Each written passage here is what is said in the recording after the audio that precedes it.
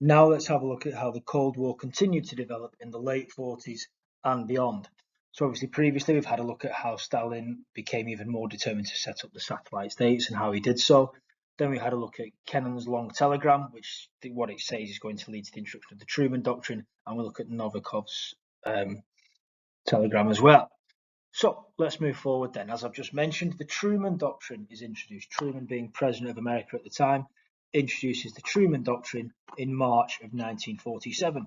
Effectively, what this says is, okay, we accept the buffer states in Eastern Europe as communist. However, we will not permit anything beyond that, and we will provide assistance to countries under threat from communism. So effectively says, okay, you've got that, fair enough, those countries are under your influence, but do not try to spread communism, because if you do, we will provide assistance.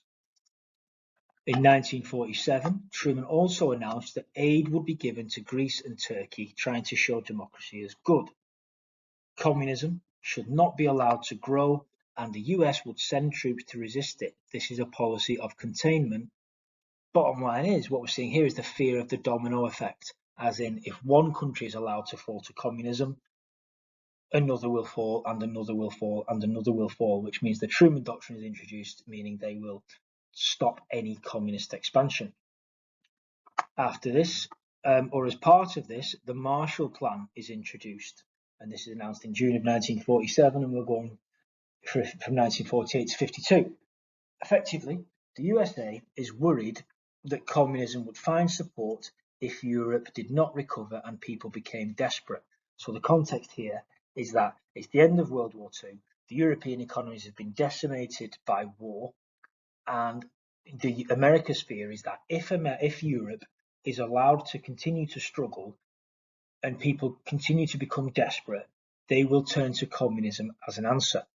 So what they decide to do, as they haven't suffered the same damage as Europe during World War II, what they are able to do is provide other countries with economic assistance. Obviously, America, far, far away from Europe, so hasn't had the same sort of damage inside its country, so has some more income. So they say, okay, we will provide European countries with economic assistance, as in we will give you money to help you recover from World War II. George Marshall introduced the Marshall Plan to stop communism taking over in Western Europe. What he says is, we will give you money. The US gave $12.7 billion through Marshall Aid. The Soviet states were offered it on the basis that the USA would review each country's finances, so Stalin refused. Now, what's really clever about what America have done here, I say clever, maybe sneaky, is they say, okay, any country is eligible for Marshall Aid. However, we'll have to have a rigorous look at your finances to see how much you are entitled to. Effectively, let us spy on your incomings and outgoings. So obviously Stalin refused, because at this time of tension, he doesn't want America going through loads of Soviet documents. So what it means is, so obviously he turns down Marshall Aid.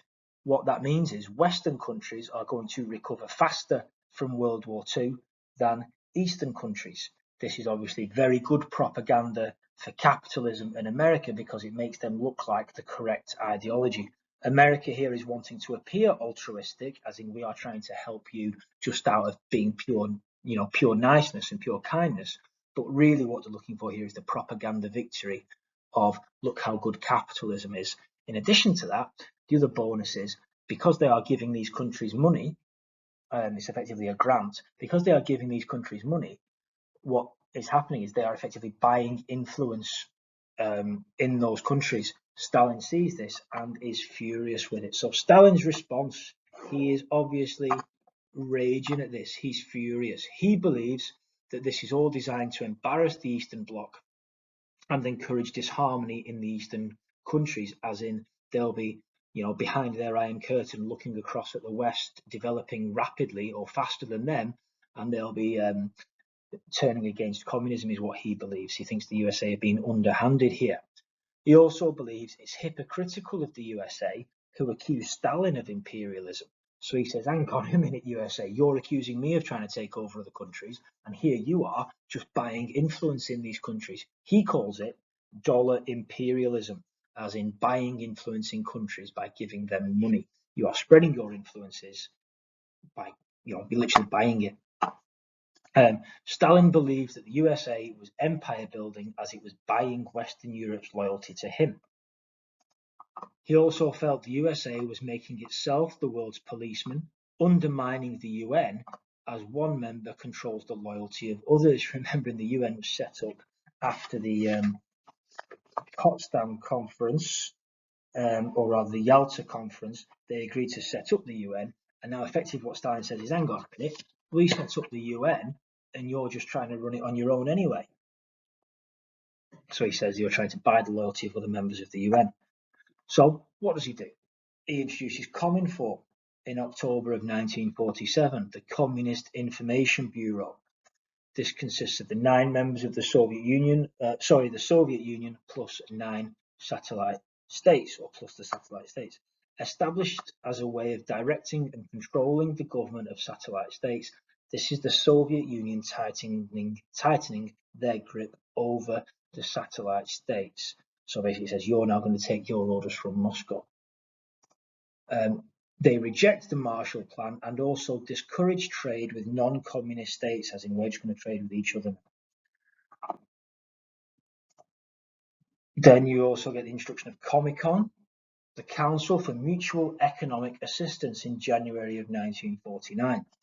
What is this? Well, the economic stagnation caused by the communist regime meant that Comecon was set up as an alternative to Marshall aid designed to support economic development. So what we're saying there is the west of Europe is recovering faster after World War II, whereas the east, the capitalist side, is stagnating. The economy isn't growing as fast as they would like. So Comecon was set up as an alternative to Marshall aid to provide economic support for those other satellite state countries. It's made up of satellite states, and it's mainly a trading agreement between them. It organizes industrial planning, and each state has a 5-year plan, as in, this is how we're going to industrialize rapidly and grow our economy. Trade with the USA was discouraged, obviously, because if you're trading with them and buying from them, you're helping them, you're boosting their economy. So try not to trade with the USA, or don't trade with the USA. And obviously there's further increased tensions with the West. These tensions increase further with the establishment of NATO in April of 1949. The North Atlantic Treaty Organization. So what we've seen so far is, kind of economic and policy tactics between the two, and tit for tat between the two. What we're now going to see is military tit for tat. So April of 1949, NATO is established. This is following events in Berlin, which we'll get to, and Czechoslovakia, which we'll get to. The West decided they needed protection. 12 countries joined together and formally agreed that if any member was attacked, then all the others would assist. This is the idea of, deter anybody from attacking you. NATO is a formal military alliance creating a permanent military presence in Europe for America. This sent Stalin a clear message of solidarity amongst the Western nations. So NATO allows America. This union means that America can now station troops in Europe and, closer to the Soviet Union. So obviously the East has to react. The Soviet Union has to react to the establishment of NATO. So they do their own version called the Warsaw Pact 1955. Pact as in, agreement. This is the military alliance of Eastern Europe and was caused by West Germany's admittance into NATO. So West Germany joins NATO, and Stalin goes, right, we need to respond to this. We need to set up the Warsaw Pact. The Soviets effectively wanted an equivalent communist alliance, so they've got the same protection that NATO offers the West.